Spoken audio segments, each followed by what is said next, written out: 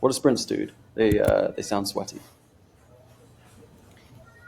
Yeah, it's a great question. The biggest thing on the sprint side is how do we have really focused effort in a predetermined amount of time where we are going to define some type of success metric at the end, right?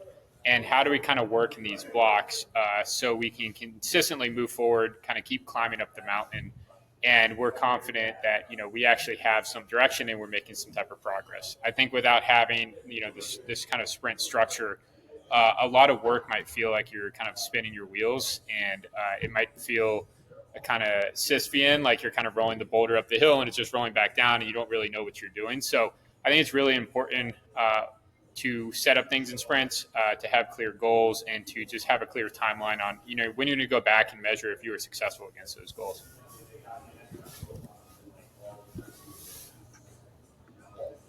Nice. Awesome. And we're talking about how sprints relate to new customer acquisition, right? And how you guys at H Street are using sprints as a way to scale new customer acquisition for your brands, right? Yep, 100%. Yep. Nice. Awesome. We've got a few people in the chat here. Someone says, hi, Jack. Hey, Josh. Awesome. Let's jump into it. You said you have a deck. Yeah, so I'll go ahead and I can share my screen and we can start walking through it. And then also too, Jack, feel free to stop me at any point. There's like a number of slides here. I think we got like 7 to 10. So I will, I'll stop anytime you pause me, and then we should be able to, answer any questions or anything like that. But let me just make sure I have the right presentation mode up. For sure, man. Before we jump into it, I feel like I really like the idea of sprints, a concerted effort to get something done over a limited time frame. You're saying it's going to take this much time and we're going to get this thing done to achieve this goal. That's if I'm understanding how you guys are using sprints at H Street. But I like that concept, right? As opposed to this long, ongoing task. It's undefined. It's regularly repeated. You have structure, right, and a goal, right? Yep. No, 100%. And I will tell me if this is going to work here. I'll share my screen and just go kind of slideshow here. Is this showing up for you? Yeah. Okay, great. Yeah, so I kind of go into it. First of all, like our kind of principle as an agency is to scale up new customer acquisition, figure out the system for scaling new customer acquisition, all the different kind of levers to it, and then we're trying to solve for constraints to basically help a business scale new customers. And so our kind of key performance levers are creative offers, media buying, and then landing page CRO. And the whole kind of principle is we want to change the amount of new customers we're driving by orders of magnitude, right? Kind of central to this is it's not really just kind of setting up and quote unquote managing ads. It's having these 90-day sprints. And then with these 90-day sprints, we're looking at key constraints that might be going on with your creative, with your offer strategy, how your ad accounts are structured, and then also too how well your landing pages or product pages are converting people. And then there's another kind of piece to this too, which is the reporting and attribution infrastructure. Like how accurate is it? Is it getting you good information? Is it directional? All attribution is very difficult to understand. It's difficult to get 100% accuracy, but it's is this actually giving you, enough information to make good decisions on what is working and what's not? One kind of key thing with this is this concept, theory of constraints, which is basically just a process of identifying, key bottlenecks or constraints within any given system, and then having a process to, systematically identify that constraint, diagnose it, figure out how to launch a test to really understand the impact of that constraint and how to solve for it. Once you get enough information back, how to actually solve for it, implement some type of solution, and then remove that constraint from the system, right?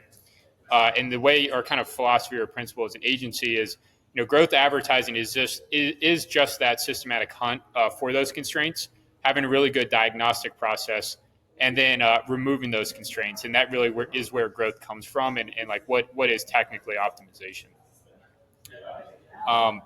Before I go on, do you have any questions on that? No, you know what? I think that makes sense. We've got a question from Ivan here, and it's pretty vague, but are you retargeting? I think this might be in relationship to the new customers part of this strategy. Yeah. So sometimes we do retargeting. It really kind of it's a I would say we like to add it in if we truly believe it's going to drive incremental net new conversions. And a lot of the way we set up retargeting, at least on let's say Meta or Google, is we exclude existing customers and try to retarget page visitors or people that take certain high intent actions. Right. We do certainly have it as kind of our normal playbook, and it can apply here. Although I won't say that like retargeting as kind of a lever to solve for constraints it doesn't really help you solve for a constraint. It is more just like additive, and it's something that we've just learned. It's like, hey, this will be part of our standard playbook in campaign structure within ad accounts. Right. Yeah, I couldn't agree more. I think this is interesting because I think a lot of the time that brands or agencies or marketers talk about excluding existing customers, they're not talking about not doing any retargeting, right? You're going to show more than one ad to each of your new customers, and probably not the very first impression, the very first ad that they see that's going to get them across the finish line, right? So you are Yep. retargeting. I mean, we're targeting in all of your retention marketing, your email and SMS. I think the focus on new customer acquisition is really about expanding that active customer base, right? So that you have Yes. a larger pool of new customers to drive return customer orders from, right? Yeah, exactly. It's one concept that Meta kind of likes to talk about, and something they'll provide for you is like rolling reach, right? Like how many net new people you're delivering ads to in any given time frame, right? But yeah, the key thing for us on the new customer acquisition side of things is like how are we delivering ads to new people more and more? How are we expanding your pool of potential customers? And then when those people actually come to your website, like how are we doing a good job of getting them to actually convert and purchase, right? How are we getting them through the Right, different stages of the funnel, et cetera? And then more importantly, and this is kind of where the theory of constraints comes in, is where are the biggest bottlenecks and what's happening there, and how do we really identify that, quantify it, and then solve for it? right. Megan says hello. Hello, Megan. Nice. Um, the other kind of key thing here in this 90-day sprint process and why we chose 90 days comes from just a lot of reading and kind of thinking around scaling businesses, right?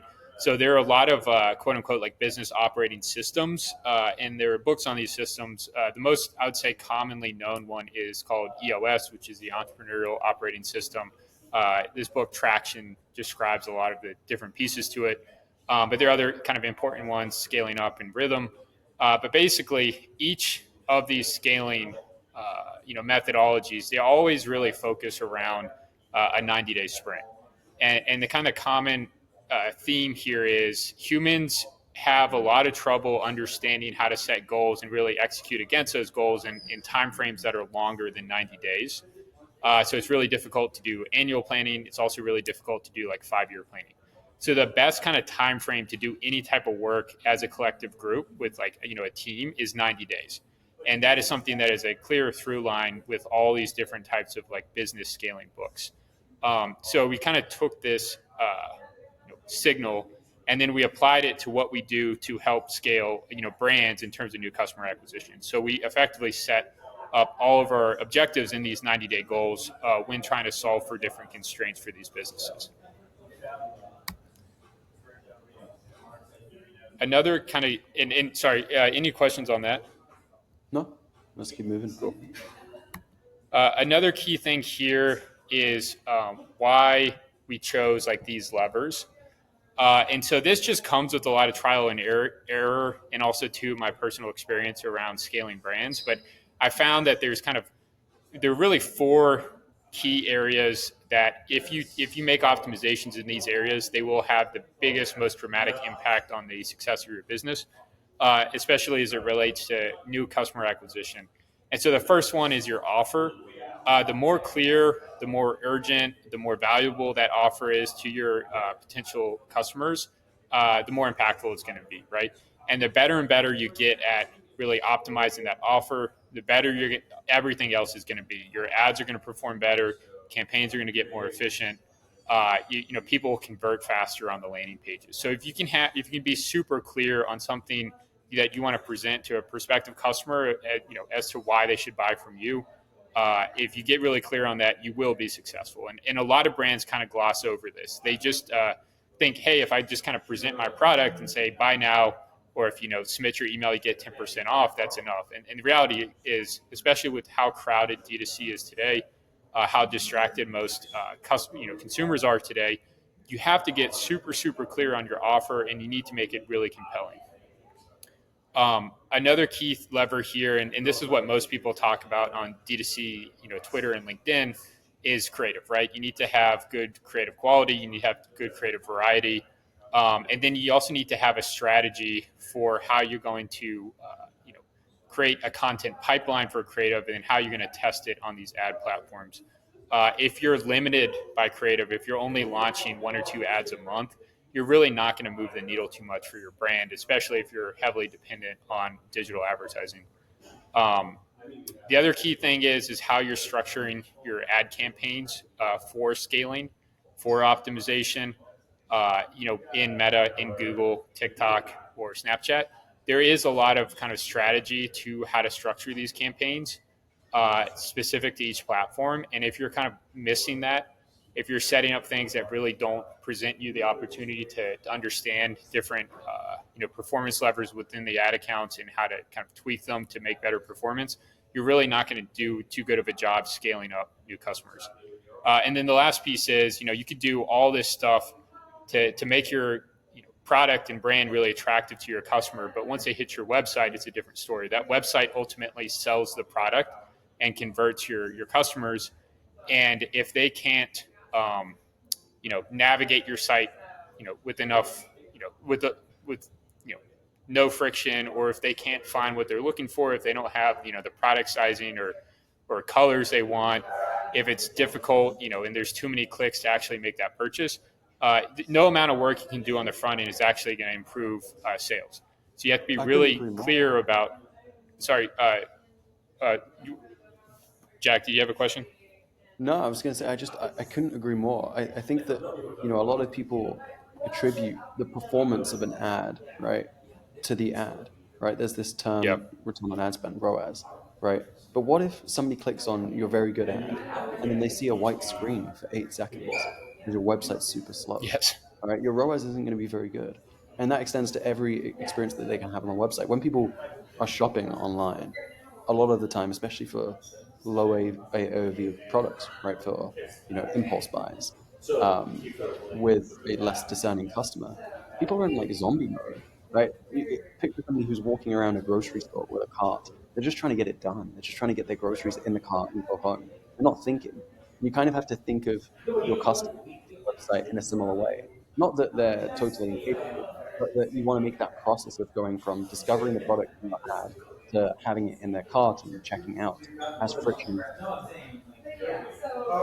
Yeah, 100%. There are two kind of big mantras I have that I repeat all the time. But one is ads will sell your click, right? They'll get people to click and go to your website, but your website sells the product, right? And you really have to think you have to think, is my website being a good salesperson, right? And you really need to, everything you do on your website needs to be optimized in a way that actually gets people to purchase. And that's all that matters, right? Your website is a salesperson. Your website makes a sale, and if there's, and then that kind of leads to my second mantra, which is customers are not stupid, but they're lazy. Okay, and so you really have to make it as frictionless as possible. You really need to realize that people, zombie mode, yes, like they're just trying to get through and make that purchase. And if you're creating any type of friction, if that page is taking too long to load, or if it's really confusing, if you haven't provided, key answers to objections on that page, people are going to leave, right? And it's really kind of fault of how you structure that website or the landing page to not make it a good salesperson. Right. We've got a question here from Megan. I know we weren't all the way at the end of this list, but she's asked, is this all relatable to e-commerce and durable goods? Yes, 100%. Well, no, are you saying is it all specifically only applicable to e-commerce, or can this be applicable in other areas? Yeah, that's a great question. Megan, if you're still in the chat, maybe we can clarify that. But I would say that although this is specifically about e-commerce, I think it maps on to different categories as well, right? I mean, at Yes. least what we're looking at right now. Yeah, I mean, like, I personally have worked in lots of different areas. Like, we as an agency specifically focus on e-commerce, but this really maps to any area. I mean, this is the kind of customer acquisition, pipeline, right? And these are the key levers that you really need to be focused on and thinking about, all the time, and how to optimize each to improve any type of new customer acquisition. This could be like lead generation for something completely different, but these are always going to matter. Um, and the last piece too on the pixel and event quality side of things. So today with how these ad platforms work, with this heavy push into AI and machine learning, there's less and less you really have control over as an advertiser, and there's more and more that Meta and Google will kind of self-learn about. So the more and more you're feeding it good, high-quality data at high frequency, the better and better these algorithms are going to be at kind of delivering the right ads to the right people. And so you really have to think, you know, is the quality and the quantity and speed of this data, good enough to actually allow these algorithms to self-learn and to get better and better over time, or is this just um, I don't want to use a normal term, but if you're going to put a bunch of crap into this machine, you're going to get a bunch of crap back. So you really have to think about how you're fueling this algorithm. We've got a little one more question from Megan here. Do you suggest a long form landing page to link my ads to? Before, I just want to give my 2 cents here too, Megan. I think that Mm-hmm. it depends on the brand, but probably longer than the default that you get from Shopify, right? Which is just like 3 sections. You may also like, the product section at the top, especially if your product really has to differentiate itself in some way, right? But yeah, I'd love to hear what you think, Hal. Yeah, so I'm going to give a pretty bad non-answer, Megan. I would say that you need to recognize that this is a potential test opportunity, and you need to effectively test it. This actually is a great question for what we're going to talk about for a couple of these other slides. But the reality is I don't know what's best for your brand, and what's best for your brand is to identify all the different possible high impact solutions that you have to test as it relates to landing pages. So that could be short form, could be long form, pure product page that's a Shopify standard, whatever it might be. And then what's more important is you go test those and you determine which one is going to do best for you, and then really helps you solve for that constraint, right? But it's saying like, hey, like, as a general rule, long form is better than short form isn't best. Like, what's best is to recognize that this is a potential constraint and to come up with a couple of options to test, and then see which one proves out to be the best performing one, which one has the highest conversion rates.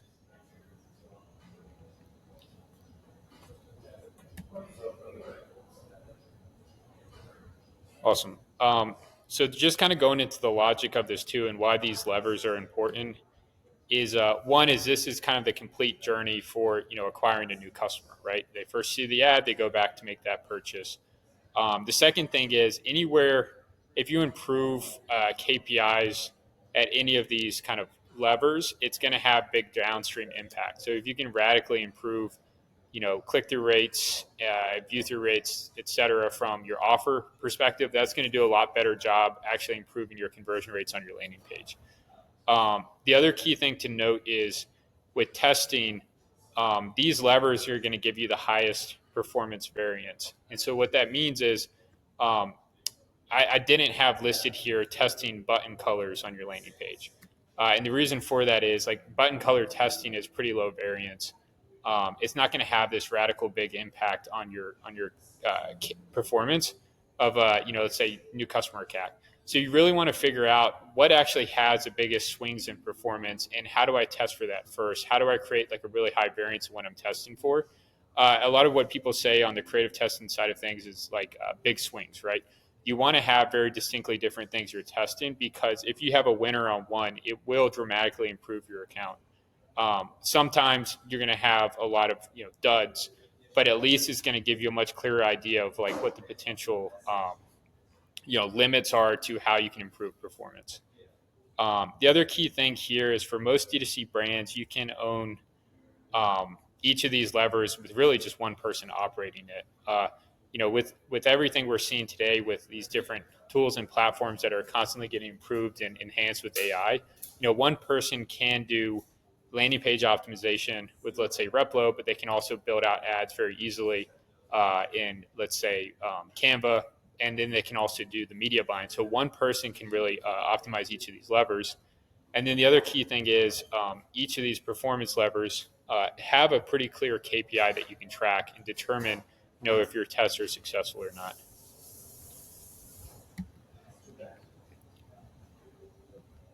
Any questions on this?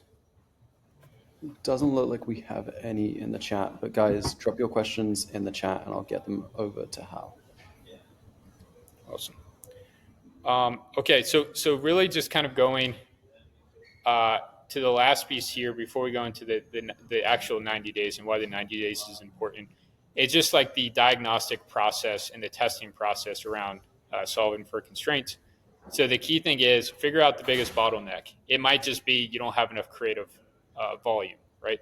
It might be that your landing pages take 10 seconds to load and they should only take like half a second. You first need to identify that key bottleneck and where that and that metric that kind of signals that it's off track. You need to come up with some type of hypothesis as to why it's happening. You need to figure out a specific solution to test and that should ultimately remove that constraint, and then run that test and then eventually measure the impact of it. And then it's successful, obviously implement it. And so what we do as an agency is we have a diagnostic process that goes across those key performance levers. We then, come up with solutions. We have we do the diagnostic. We come up with some hypotheses, and then we have a couple of solutions. With each solution, we run them through what we call the ICE matrix. So it's impact, certainty, and ease, basically to figure out and how to prioritize certain solutions. And then we put those into a SMART goal format that's kind of overlaid on 90 days. So SMART is specific, measurable, achievable, relevant, and time bound. We just make sure that we have a clear way of actually executing on what we want to test or solve for. And then once we run it, we hit whatever time frame. Let's say it's in 30 days or 60 days. We go back and reflect on it, and we're like, hey, did this actually solve the problem we're trying to solve? Did this actually remove this constraint? And so what's really important here is there are certain things that you can do within 30 days. There's certain things that just take longer. Like typically for some reason we find landing page optimizations or building out new landing pages takes longer. So that might take 60 days. Then other things might take 90 days. That might be like a couple rounds of UGC ads that we're testing, right? But it's really important. And what we ultimately do is through each of these performance levers, we try to identify like 1 to 3 key constraints, a clear metric to kind of measure how that constraint is creating a problem for us. Then we map out how to solve for it over 30, 60, or 90 days. And then we just basically work across that roadmap for 90 days. And at the end of each of those time periods, we go back and look and it's like, hey, did we actually solve for this?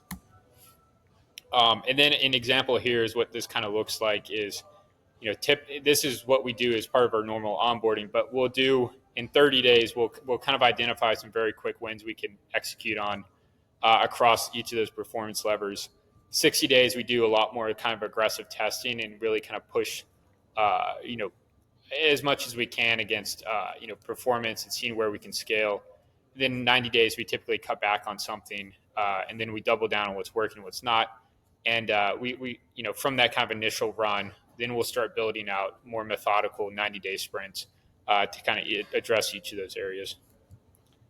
And then, some of the things that we've done here is kind of listed. So like on the offer side, it's like testing seasonal offers versus value stacking. Those might be just certain ways to kind of optimize that offer. Let's skip over to like CRO.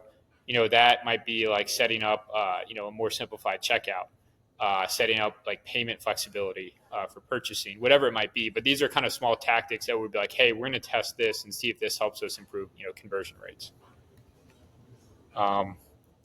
Yeah, and I would say just too, this is kind of a simple example, but and these are kind of, I would say, inflated numbers just to make the point obvious. But let's say these are several rounds of sprints. We might be working with a client. This first row here is the baseline of what we're seeing across a couple of key KPIs. We might then start doing some creative optimizations, have a 90-day sprint around creative. That will kind of push down our CPMs. That will improve our click-through rates. And then you can see here, there's a pretty big improvement on that CAC, right? Maybe the next sprint we do is a lot of testing around creative and audience optimization. That kind of pushes down our CPMs more, makes our campaigns more efficient. Meta, Google might favor these ads more. Our click-through rates, start to jump up a bit more, 50% increase. Conversion rate also significantly improves because we're targeting a much more relevant, higher, qualified audience. All of a sudden, that CAC drops pretty significantly. So this is really what it looks like, and I would say for sure we've seen, I would say these kind of big gains, especially when launching a brand. But this is really like how this becomes a methodical process and something where you can consistently kind of solve for these constraints and scale and see better and better performance month over month, or basically over each of these 90-day time periods. So that's all I got for you, Jack.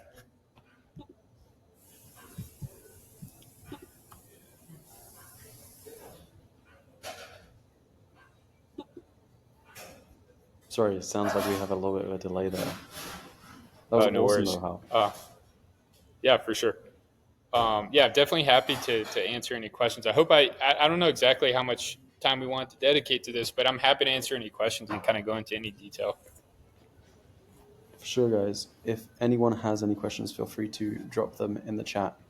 I guess I have some questions around the new customers piece and your mentality towards that, and specifically how new customers and the sprint structure is helping you there, right? Because you can imagine if there's a brand that's listening right now, or there's an agency and their team, and they're thinking, you know what, when I run a retargeting campaign, I just see so much better performance. My CAC is Yep. lower, my CPA in the account's not like a blended CAC. My ROAS is higher, right? I'm showing ads to people who are more likely to purchase. They've already engaged with the business. I'm going to see a higher rate of return. Why should I be, using sprints to acquire new customers, right? My performance is going to take a hit if I do that. Yeah, I mean there's a lot of threads to pull on in that question. So number one thing is, what are your business goals, right? And I always really try to get this figured out early on in let's say a client relationship, because if their goal is maximizing revenue, that can be very different from maximizing profit, right? And if it can be incremental revenue growth, that can be different from overall revenue growth. And so it's kind of a big wind up here, but when you're looking at ad accounts and you're seeing the campaigns that are driving the best ROAS, and you're doing retargeting, my kind of gripe here is that typically there are two things that are happening. One is your existing customers are always much more likely to purchase from you. So it's always going to be more efficient to deliver ads to your existing customers because they're much more likely to be like, oh, I know this brand, I like their product, I'll buy. And Meta will deliver, if you don't prevent it from doing it, it will deliver ads to existing customers. The other challenge is there's something called I think it's called the selection effect. But basically Meta, a lot of your existing customers are going to come back and make a purchase anyway. Some of them might even be subscribers or just high repeat purchasers. And what happens is when you do retargeting or remarketing campaigns, a lot of times Meta will recognize that person will come make that purchase from you and deliver ads to them when that person is going to make a purchase regardless. Did I lose you? Oh, you still here? I'm back. Yeah, I'm switching Yeah. between two different Wi-Fi's to see which one's the strongest. Yeah, no worries. So what I like to do is I like to split focus. And this sounds bad, but I like to talk to a brand and be like, what do you want to do to drive revenue from existing customers, and what KPIs are we going to have, and how are we going to track that from a business perspective?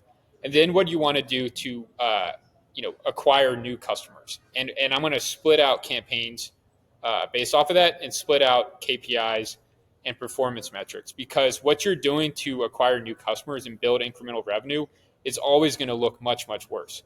Your ROAS is always going to be lower. Um, and what a lot of brands do today, and this is really important in this D2C e-com space, is to recognize that the most successful D2C e-com brands are ones that have high repeat customer purchase rates, and some type of subscription trigger, or subscription lever. And so what you're really doing is you're playing the game to acquire customers at a potentially high CAC that might even be like break even or barely profitable, knowing that that person's going to have a high lifetime value. And you have to figure out that ratio. Typically people Right. talk about like that 3-to-1 ratio. So your CAC is like basically a third of your expected LTV. Um, and so you really have to start thinking in those different directions. And you have to recognize, and then it's like, oh, if I'm going to go advertise towards existing customers and do a lot of remarketing, um, generally your ROAS should be really high. Like your expectations should be super high, because you're going to go pay money to get customers who already purchased from you to go buy again. Frankly, I like to leave that to the retention teams, to like a retention agency, email marketers, whatever. And it's like, hey, you guys go do the work to get these people. I don't think you should really be spending money on ads to target your existing customers, frankly. Right, you're not doing very much marketing. Taking product to Yeah. market. No, don't get me wrong, I know that retention marketing is marketing. But if your investment in the growth of your business is primarily spent on people who've already shopped from you before, right? You're not really, I mean, growth might be a little bit tricky, unless you have incredible word of mouth, right? You're just relying on different channels that, um, might grow as a result of retargeting your existing customer base, right? Yeah. Yeah, it's an interesting one. I think I really like that point on having an expectation, because you might have a different expectation from new customer than return customer. You might also have a different expectation from different product categories, or your best selling products as opposed to your worst selling products. Yes. You still have to Yeah. sell your worst selling products. You still have to move that inventory, right? So what is the expectation there? In my experience, a lot of agencies, a lot of marketers will over focus, and don't get me wrong, bestsellers are probably the best bait when you're fishing for new customers, right? Because they're the product Mm. that's proven in market, or new arrivals, right, for exposure to a potential new bestseller. But there's still inventory that we got to sell, right? And sometimes Yeah. the least popular inventory is it's not so fun, right? But we've got to move it. Well, that's what I do think. Like, I mean, we like to focus on a hero product, right? We like to focus on a hero product and then build kind of a hero offer around it. And I just know that's going to do the best job of acquiring a new customer. Right. Yes, you still have to sell, other products, other inventory. Some brands have like thousands of SKUs. However, for what we focus on a lot is like, what's the most efficient way to get somebody to purchase from the brand? Like, Right. and leave it to somebody else to figure out how to upsell, cross sell, get them to come back, etc. But it's like, I think if you're really, really good and efficient in acquiring new people, that really requires you having one single kind of hero product, or maybe a couple, and then having a really strong offer that's built around that hero product. Hal, I got to tell you a couple stories. This is so funny. I used to work with a cheese brand, and they had, Okay. this very popular cheese because all of the creative for it was incredible. This very indulgent, liquid cheese that when you see it in the videos and in their ad creative, it was just like sensational. Right? Our CAC was so low on this cheese, and but all the comments on the ads were, it was a mix of people who had already purchased it before, were posting photos sometimes. I remember there was this one comment that said, uh, how do I get it to look like this? It turned up and it was like a brick of mayonnaise, because it's like white cheese and it wasn't Yeah. soft and gooey, as it arrives, right? You have to heat it up. And it was really bad for the business. I mean, a low CAC for sure. Lots of, they moved a lot of that cheese, but it's a low margin product that damaged their reputation, that didn't lead to people Mm. coming back. And then there was another product that had slightly higher CAC, right? That was sensational, right? It was very good at getting people to come back, but it wasn't as like, I would say the TAM was smaller because it was a blue cheese. Not everyone likes blue Mm. cheese, but it was very, very good at getting those blue cheese lovers to come back to the brand. I have another story I want to tell you because I think this was funny. I used to work with this brand, and they had like funny T-shirts, right, like with slogans and stuff on it. And one of those slogans kept getting banned by Meta. It was just way too fringe. It was way too raunchy, right? And I remember back then, it was my job to have the conversation with Meta support, like, unblock this product. I want to sell this product. And then they release new products, right, all the time, and testing different designs. And now to this day, one of their new product releases makes up like 95% of their sales. They're an entirely different business. They were doing like 150, 200 a month when I was trying to get this product unrestricted, and now they're doing like plus 10 million a month, right? They're a huge brand, Yeah. right? So it's just interesting to think about how that play on the offer front, but not just the promotional offer, but like the product offer can be so Yeah. game changing for the business, right? Yeah. 100%. Um, yeah. I think it's frankly like it's kind of everything. I mean, that's what I think fundamentally, especially like let's say ecom, if you're trying to come up with a potentially like distinctly different product, um, that's why there's this whole concept around product market fit, right? Because if you do have a really good product offer that is really compelling, really interesting, really taps into some kind of strong customer cohort, it can really change your business. It can be like these people are rabid supporters who love this specific product, whatever it might be, but um, if you can find that, it's great. And it really does a whole lot. And that's why I feel like a lot of ecom brands, like they do kind of focus on, let's say one or two hero products because they know for sure that these are the things that, get people in the door. They might buy a lot of other different, SKUs eventually from that brand, but it's typically just one thing that gets them in the door. And I've seen this actually with app advertising as well.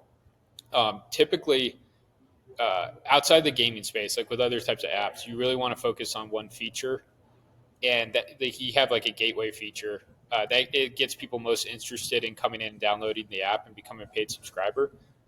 But typically, what keeps people sticky and keeps them around for a long period of time and like long-term paid subscribers are typically other features in the app. It's not actually the one that you use to market and advertise for it, which is pretty interesting. Yeah, yeah, I can agree more. Yeah, that's why I like what you were saying before about big swings.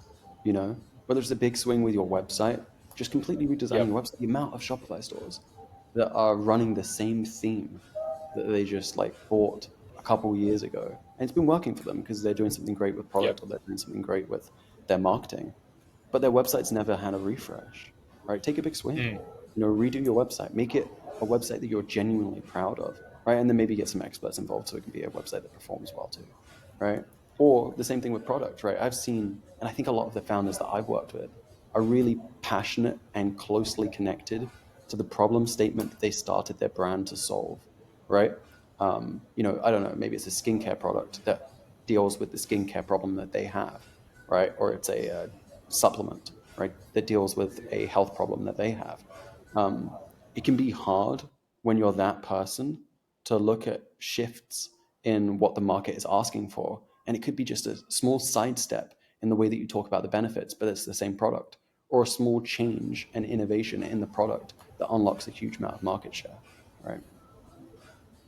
Yeah, no, 100%. I think too, like what kind of going back to what you're saying on big swings or potentially doing a website update. It's what I found to be really important is you need to figure out your main KPI to track the performance of each of these areas, right?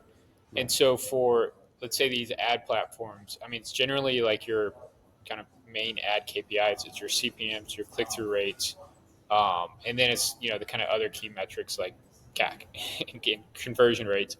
But once you have an idea of kind of what this benchmark is in each of these levers, and so like landing pages is really like time on site, conversion rate, AOV. But what you want to do is basically set up a benchmark for your brand in each of these areas.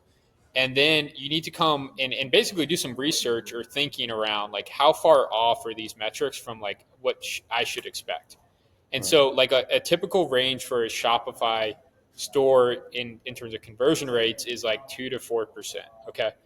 if your Shopify store is doing less than 2%, you have a conversion rate problem, right? And so a lot of your effort, time, and energy should just be focused on getting your conversion rate higher. Okay. Right. If you're running ads and your CPMs are through the roof, which happens a lot in certain industries, like this is why like benchmarking is important, because I know for like supplements, beauty, those CPMs can be really high on Meta at least. It can be like $100 or more. But at least have an idea of what the benchmark is for those metrics.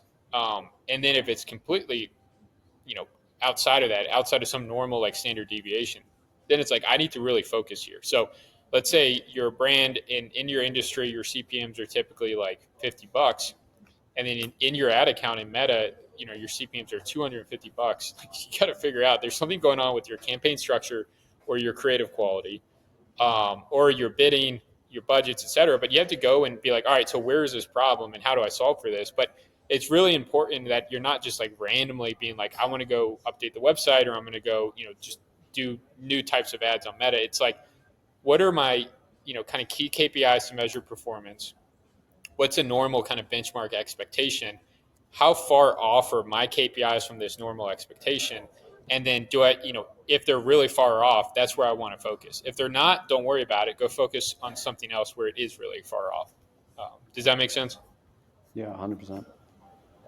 Yeah, for sure. We've got a couple of questions here.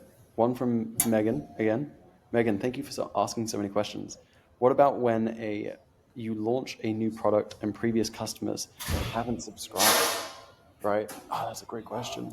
I'm not Yeah. sure what you mean by subscribed, whether it's like subscribed to your email list, SMS, push notifications, or it's subscribed to like a subscription. But if they haven't subscribed to your email list, it might be worth paying attention to your pop-up, right? I think this is one of the ways that Mm. compatibility in marketing teams is so important, right? If you have a ads team, an ads agency, or an email agency, and then a web agency who are helping you out with these different parts of your go-to-market, someone needs to pay attention to the pop-up. Normally it's the email marketing team, right? Because the pop-up might be in Klaviyo, but maybe you don't want it to be in Klaviyo. Maybe you want the web team to pay attention to the pop-up. Maybe you want the acquisition team because you need that congruency between what's being said in the ad and what's being offered when they land on the website. But man, the performance improvements I've seen from brands that just change their pop-ups a little bit, they have like a 2% conversion rate on their pop-up from a new site visitor to a subscriber, and they move that to 4%. That's twice as many people subscribing to your email and SMS list. And if you can move it up to something that's decent, like 10%, that's going to be game changing for the business. It's probably going to mean that you're going to be able to spend more because you're getting more of those new site visitors across the finish line because you're able to hit them with retention marketing. Yeah, that's my 2 cents. What are you thinking? Yeah, I'm so glad you mentioned pop-ups because I totally missed that. And pop-ups are so powerful. They can do so much for your brand. Uh, totally agree. I think one other interesting thing about pop-ups is you can collect really insightful, like true signal from your customers or potential customers with pop-ups.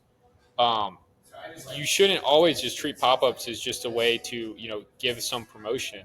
Like you can think of ways to potentially add in a couple of quick questions in your pop-ups, so you're actually getting better information around who's hitting your site and who's actually filling out the information on those pop-ups. The other thing that's interesting too about pop-ups, which I recently learned about, is it's actually not best to just offer immediate discounts on your pop-ups because there's kind of a hidden cost to that where it's like that discount, if you didn't offer that immediately, it might not even it might not have even actually impacted someone's likelihood to convert.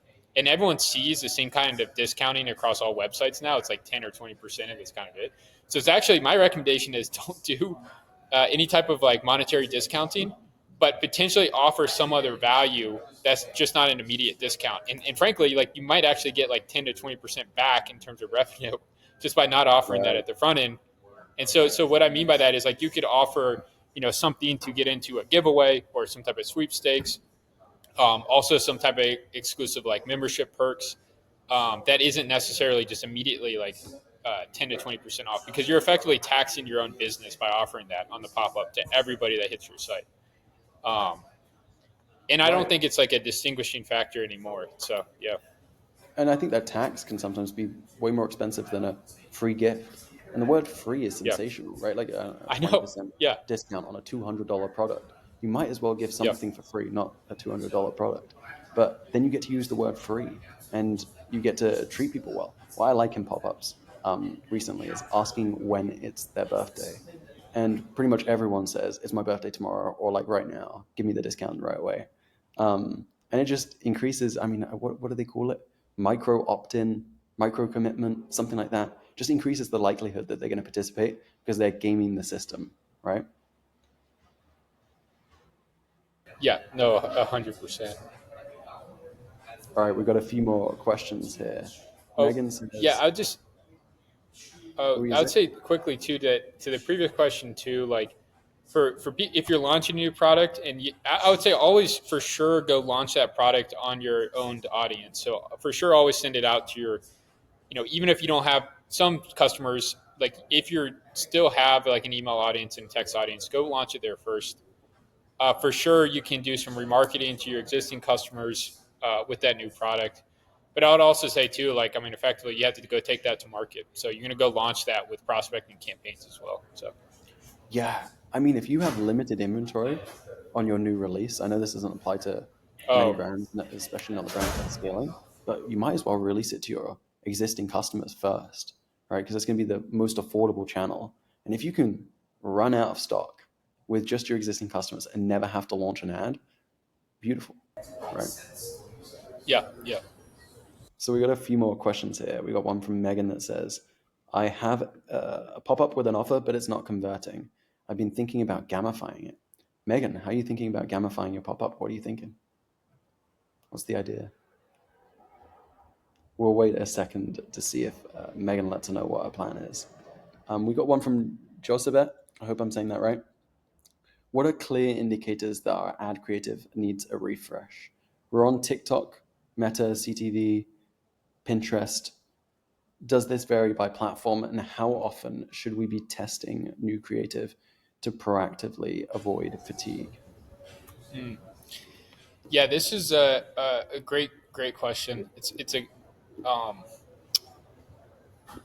it depends on a lot of things. One thing, very simply, the best way to look at fatigue is just frequency. So my kind of general rule is if your frequency is like 6 or higher, you're fatiguing. Also, too, if you look at it over time, and you actually get like penalized by Meta, you'll see CPM start to creep up on ads that have been live for a really long period of time that have fatigued, and you'll see click-through rates start to drop off. So what you need to look at is just over time, like let's say a long enough period of time, 30, 60 days, what's your frequency? If it's over 6, yeah, you probably need a refresh. And then also too, like over those same time periods, you need to look at the trend of CPMs and click-through rates. If click-through rates start to really drop off, CPMs start to really increase, yeah, you're probably having a fatigue issue. But I would say too, if your ad is driving the KPI you want, so that target new customer acquisition costs or target ROAS, don't shut it off. Just keep it going. Even if you have a super high frequency, if it's still driving the performance, don't worry about it. But the other thing too is how frequently should you be testing new creative? What we like to do is we'll have like a scale campaign, which is all of our top performing ads. We'll just have a pretty high number of them, like let's say like 10 to 15. Let's say Meta specifically, and we'll just kind of run those, and we'll let them run until they blow up, basically. And especially with Meta, like you can keep top performing ads running for a very long period of time. I've had a top performer in one of our client accounts for like a year now, and we're not too worried about it. And we're running pretty high level amounts of spend on that ad. Um, in terms of testing, though, like our testing cycle and frequency is either it's weekly or biweekly based on the rate of spend we have. And so, really, what you should be doing is consistently thinking of new angles you want to test in two areas. One is like, how do you want to iterate off of top performers? And what kind of key things do you think are going to be the next best step in that iteration? And then also, too, you want to be dumping in some of those big swings. So, like net new, very distinctly different concepts. Um, so yeah, I guess that the follow up question there, I'm seeing it here now too. So either some clients will do weekly, And so we'll just run a test for that week with creative, and then we'll do it over like 2 weeks.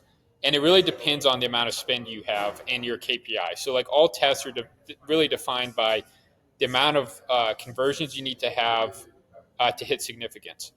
And so if some of our clients are a little bit lower spenders, and so we need to like stretch out that spend a little bit longer. Some of them are higher spenders, and we can get data back really quickly and get it within a week. Also, too, it depends on your KPI. Like some of our clients, our KPI is like $100 new customer acquisition cost, so that it takes a little bit longer. Whereas other ones are like $15 CACs, and we learn answers to those tests really fast. Right. So if it's like high rate of spend, low CACs, super fast learning. Low rate of spend, high CACs, really slow learning. Right. I think the answer as well here, Simone, is you can launch tests too fast. Right? If you're making changes every single day, that can be too fast. And yeah, you can go too slow too, but you just want to make sure you're reaching significance before you're making huge changes. Let's see. Simone, I'm going to put your next question on the screen, but I'm going to go back to Megan and Lucy because they've got a couple questions here too. How can I find benchmarks for my brand? So, can I plug? I'm going to plug. Yeah, plug Guys, away because I was about to plug for you, so go ahead. nice. Yeah, guys, you can use Lens. We have an integration with Triplewell and 30,000 Triplewell integrated stores for benchmarks.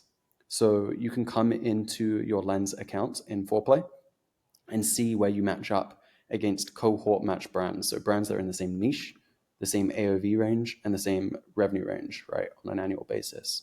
So yeah, right side is better, left side is worse. For CPA for this brand, we can see that we're on the right side despite the CPA being lower, right? That means that the CPA is better than the average, the benchmark right now. And these are benchmarks that, if you go on Google and you just Google benchmarks for brands and then you find a Google link and you open up a blog, that blog might have been written in 2022, 2024, and not be an accurate representation of actually what's happening in the market right now. Whereas these are moving benchmarks, right, from over 30,000 Shopify stores. So these should be pretty accurate to the sort of brand that's competing with you in your space, right? Yeah, that's great, and I would say that this data is super powerful, especially take from Triple Whale, and then also what you're aggregating, what you guys have on Lens, because to your point, it's actually really really difficult to find good benchmarking just by googling. We have an advantage as an agency because we get to look across a ton of client accounts, and we have internal benchmarking that we've set up as an agency. But it's a great question. It's actually extremely difficult. Like if you see, like there's like top like it's like CPMS by channel, and it's like some random kind of blog, and it's like so inaccurate too. So it really is important by the brand category, uh, like what you're looking at, and it's very like at least on Meta, CPMS can vary pretty significantly by different categories. Right. We've got another one from Simone here, getting very technical now. I love it. Okay, thanks. Do you usually do ABO or CBO? I think this is for testing. Yeah, so I like CBO. I what I like to do when I do testing is I like to at least on so this is Meta, but um, one campaign CBO, one ad set broad, and then a bunch of variations of distinctly different ads, Right. and then let Meta figure it out. I what I've learned is best is not to try to control for it at all. Um, and don't like when people do ABO, they like set up these different ad sets and different budgets for each and kind of these bid optimization mechanics. Like I think that's like over engineering it. I think Meta is incredibly good, fast, and powerful at figuring out like the best ad to be allocating budget to. And I know this for sure because it's like this concept. It's called multi-armed bandit testing. But effectively, what Meta does is it's like the analogy is you walk into a casino and you have a bunch of slot machines. Somebody like comes up to you and it's like, "Hey, one of these slot machines is rigged," and they're like 10 slot machines. And so you have to figure out the optimal way of figuring out which slot machine is going to give you the biggest payout.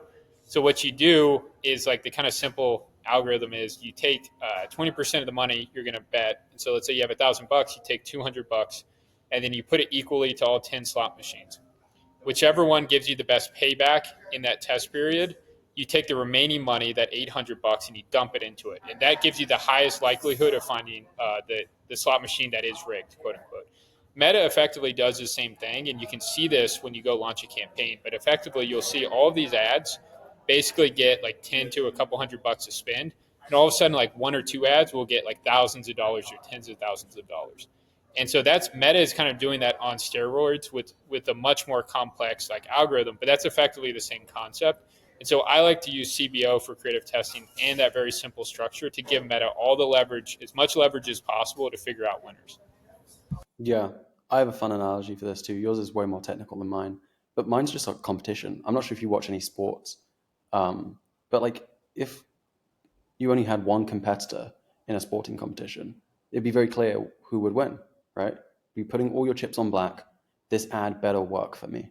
But if you have a tournament, right, and lots of different teams competing against each other, the losers lose and the winners win. And don't get me wrong, right? It could be the better of two teams on that given day, right, on that field, right?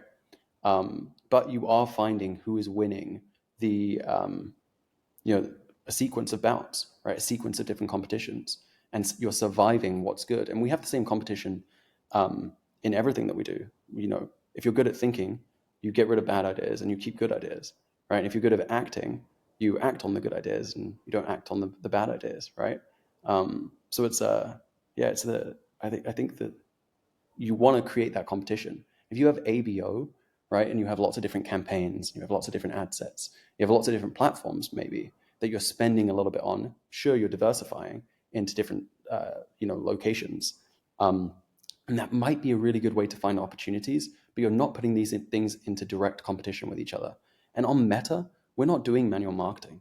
Right? We're not out on the street with pamphlets in our hand, giving them to people who look like our customer. We're actually actively relying on every second basis on Meta to do that for us, right? And that's the reason that they're very good at it. That's the reason why so many brands spend so much on Meta, right? So I don't think it's a terrible idea to trust Meta. It's going to handle that competition quite well. Yep. No, I would say Meta is incredibly powerful at setting up that competition and figuring out winners really, really quickly. The other thing too is I will launch and throw away campaigns really quickly.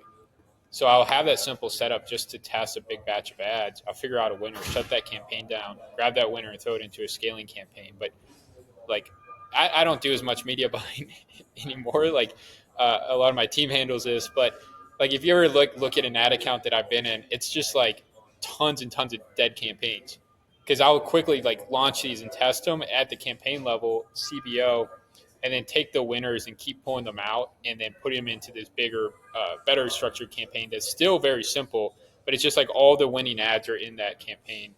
All the kind of logic is put into it, and generally that campaign is incredibly consistent at higher and higher levels of spend. So, Nice. Yeah, I want to say one caution, Simone, Megan, Josibet, is don't double and triple down on something that's broken, right? So I'm here saying, hey, maybe don't have like 600 ad sets with a $3 budget, but doubling down, tripling down on a bad campaign is probably not a winning method either, right? Awesome. Guys, do we have any more questions before we wrap this up? We do actually have one more maybe that we could answer before we call it a day. Does Meta have an audience that can recognize return customers, or do we have to filter out to match our audience? so you can create that audience using custom events. We do it with a server to server tracking solution. Like there are a lot of different ones. There's Elevar, there's Blotout, there's Popsicle. There's also the Triple Whales Sonar. There's Northbeam Apex. However, you can create a custom event that's like existing customers or new customers, and then pass it back. You can also just create a basic purchase event, and that should technically be all existing customers.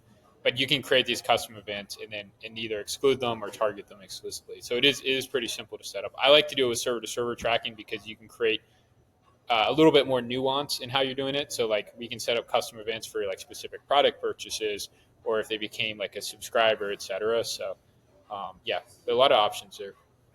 Yeah, I'd say if you're going to go down this road of creating new customer conversion events or conversion events for different product categories and types of customers, don't use Zapier. Save yourself the headache and yeah, go with a end-to-end service solution. One other thing, I think that this is a part of the auditing process for a lot of marketers when they start working with brands. Define your audiences in your ad account, right, as soon as possible, and then do an account level breakdown of where you're spending, right, and where you're seeing your return as well. As long as you have your tracking in order, you should have fairly accurate numbers in your platform. And then maybe you'll find that, I don't know, 50% of your budget is on existing customers, right? And yeah, that could be worthwhile to take a look at. Awesome. Is that a wrap, Hal? Yeah, it's a wrap. I appreciate you having me on, Jack. I thought this was awesome. So, You too, man. Thanks for coming on. And thank you, everyone who joined. Appreciate you guys.